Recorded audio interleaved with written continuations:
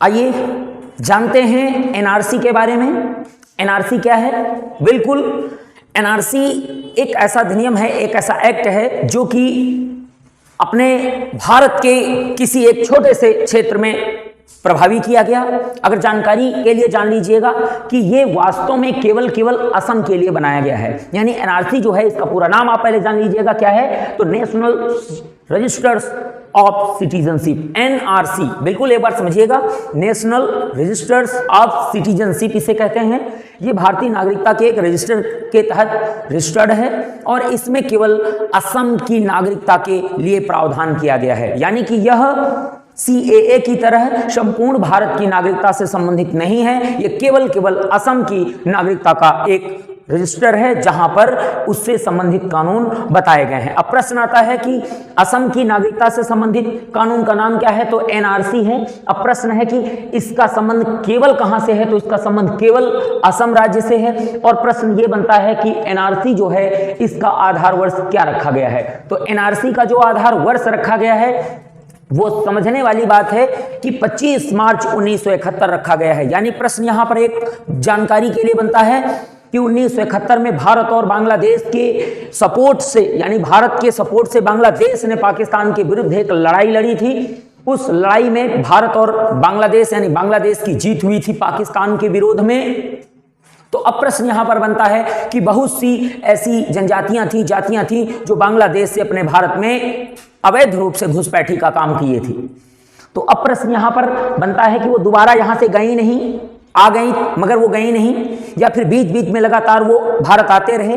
तो अब यहां पर एनआरसी के अंतर्गत असम के मूल नागरिकों की पहचान करके तथा अवैध घुसपैठियों को पहचान करके उनको बाहर करने की बात की गई है। यानी कि यह अधिनियम क्या है, ये असम के नागरिकता की पहचान करेगा और नागरिकता की पहचान करने के बाद जो अवैध होंगे उनको अपने देश जाना होगा। यानी कि बिल्कुल जानकारी वाली बात है कि किनको किनको जाना होगा। तो आइए देखते हैं कि यहां पर किन लोगों को जाना होगा। तो प्रश्न यहां पर बन रहा है कि 25 मार्च 1971 या तो इसके पहले जो लोग भारत में आ चुके हैं, चाहे तो वो किसी धर्म के हों, चाहे तो हिंदू हो, मुस्लिम हो, सिख हो, ईसाई हो, जैन हो, पारसी हो, यानी कि एनआरसी में इसका कोई मतलब नहीं बनता है।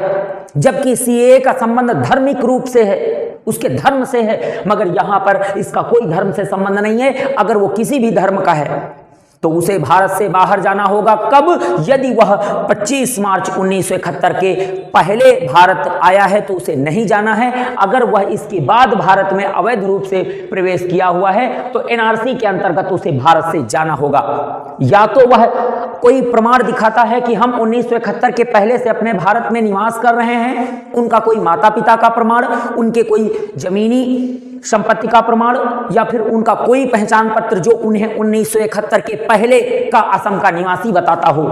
यानी कि कोई ऐसा प्रमाण जो उन्हें 1971 के पहले का असम का निवासी बताता है तो उसे भारत की नागरिकता यानी असम की नागरिकता प्रदान कर दी जाएगी। अन्यथा उसे असम से जाना होगा, असम से ही नहीं भारत से जाना होगा अपने देश। और देखते हैं यहां पर किस प्रकार से बात की गई है कि यहां पर थोड़ी सी अगर हम बात करते हैं तो इसका सबसे पहला काम 2015 में शुरू हुआ था। यानी एनआरसी से संबंधित पहला काम कब शुरू हुआ था, यानी कि असम में नागरिकता की पहचान की अगर बात करते हैं तो ये 2015 में नागरिकता की पहचान करने का काम शुरू हुआ था। और यहां पर पहली जो इसकी लिस्ट आई थी, पहला जो इसका रजिस्टर बनकर तैयार हुआ था वो 2017 में बनकर तैयार हुआ था, जिसके अंतर्गत अगर हम लोग देखते हैं तो यहां पर 15 से 16 लाख जो लोग हैं, नागरिक हैं, ये अपनी नागरिकता से हाथ धो बैठेंगे।